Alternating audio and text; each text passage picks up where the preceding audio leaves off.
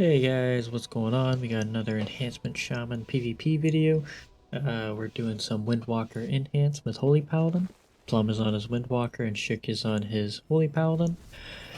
And for this first match, we got Arms Havoc with a Resto Shaman. Our main focus is going to be the Arms Warrior. I've personally found it better to take down Arms Warriors in matchups because I hate trying to deal with Intervene. And what Intervene does is it basically makes all physical damage I think within melee range or something, redirected to the warrior. When rather than dealing with that external, you can go right to the warrior, who does have a bit more of a tanky side with both Ignore Pain and Impending Victory. Same with Die by the Sword being very strong, especially against melee units.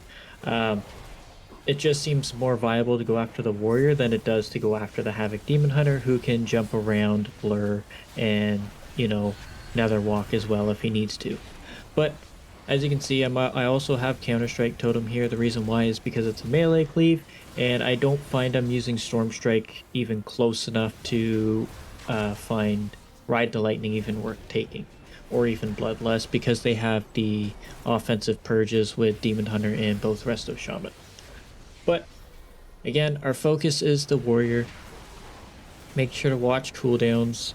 We have to watch for Earthen Wall Totem. As you can see, I'm trying to bring them out of it so that way they aren't getting the benefit, and the shaman has to keep moving it around. But right there, he reflects my Primordial Wave. And the problem with a warrior reflecting your Primordial Wave is you actually do not get the Lightning Bolt benefit at all. But you see, we still get Spirit Link because we had a nice paralysis from Plum on the Shaman.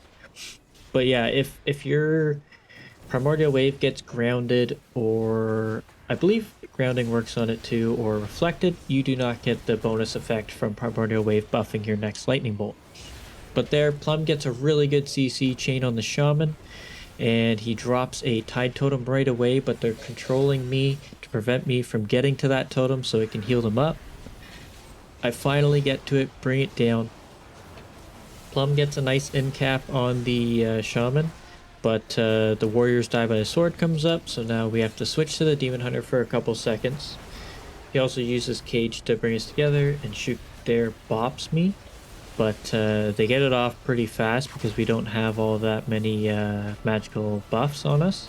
But there, the Shaman uses Grounding Totem. I try to kill it and then interrupt him, but I was too slow, unfortunately.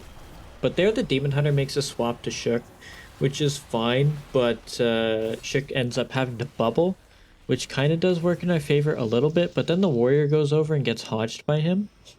And there, the Shaman got precog, it looked like, so I was going to go for a Hex, but I didn't think it was going to be worth it. I wasn't sure if that was precog or if it was just Spirit Walker's Grace giving him the buff.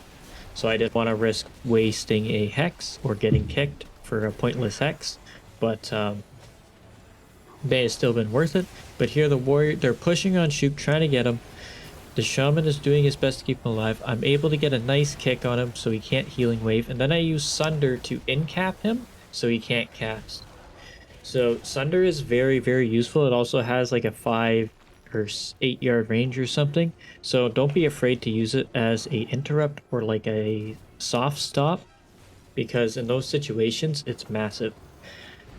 As you could see, he couldn't do anything for his warrior. But on to the next one, we got Rep Warrior.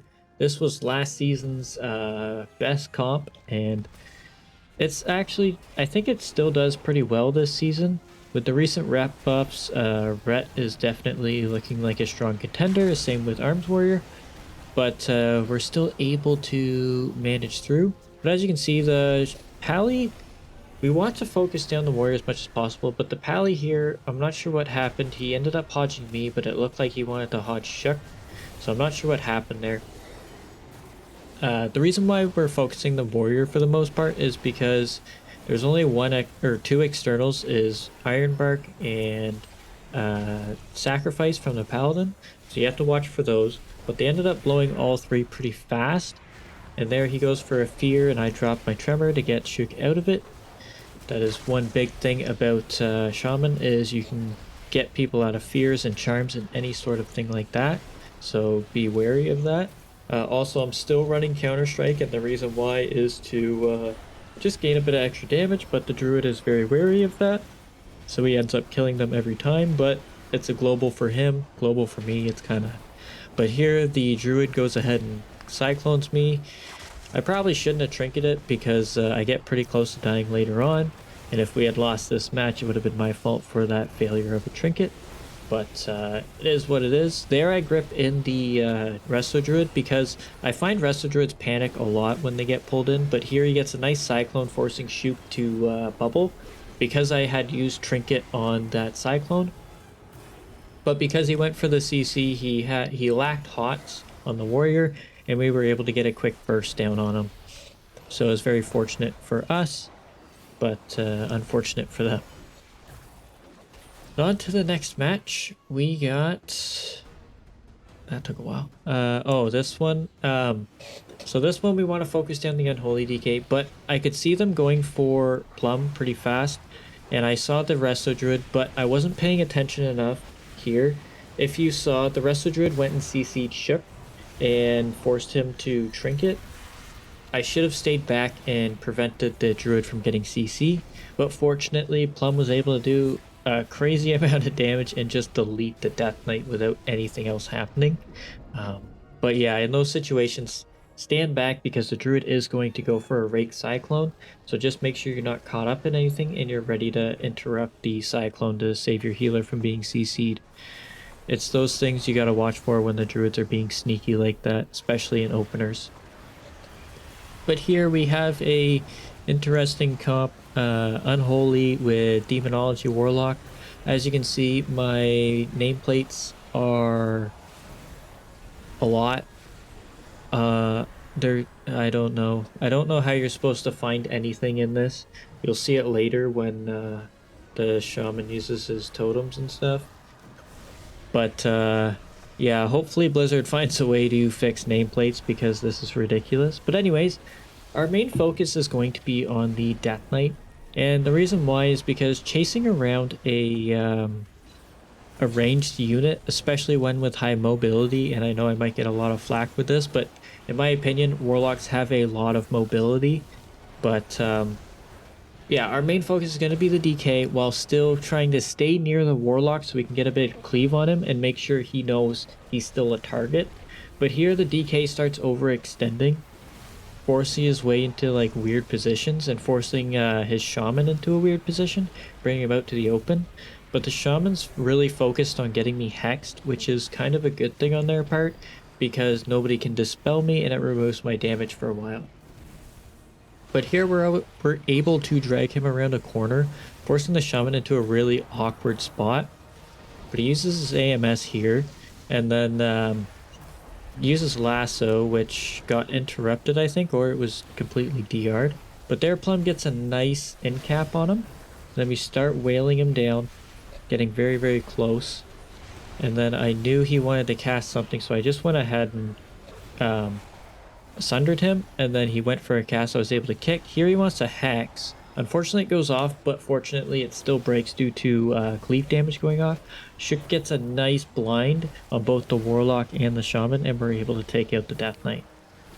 It's very important to keep an eye on what the Shaman's casting, because in a group comp like ours, we don't have a curse dispel other than me, so his primary hex target is going to be me, just to remove damage. But it seemed really weird with his positioning and his hex timings to send them, so I wasn't sure what was going on there. But onto the final match, we got Beastmaster Unholy DK. This is another pet Opia freaking comp, and I hate them because there's way too many nameplates going on. But as you can see, I'm playing Storm in this matchup because we want to take out the Death Knight for the most part. And the reason why we're choosing the Death Knight over the Hunter is because no matter what we do to the Hunter, he's going to be doing damage anyways. And chasing a Hunter around with a Death Knight is almost impossible. So just wailing on the DK is going to be more beneficial. Although the Hunter will get some traps on Shoot, overall we'll be pressuring the monk so much in his healing that he won't be able to go in for CC all that much. But here I get an Ascendance proc. Plum gets a nice in cap on the monk. We get quite a lot of damage on the DK there, forcing his AMS. Some more casting. And then here is where it gets kind of crazy. So Plum gets a really nice double leg sweep. I went for the Hex, but I got interrupted by the Hunter. But you'll see he freezes me, which was really weird. Here I'm going to go for another Hex in a second. And this will force the monk behind the pillar. And then I know he has to cast because he has to heal him. But he also went in for the leg sweep, but we were able to just take him out fast enough. But that is it for this video. Hopefully you enjoyed. Hopefully this helps at all in any way. And I will see you in the next one. Latest.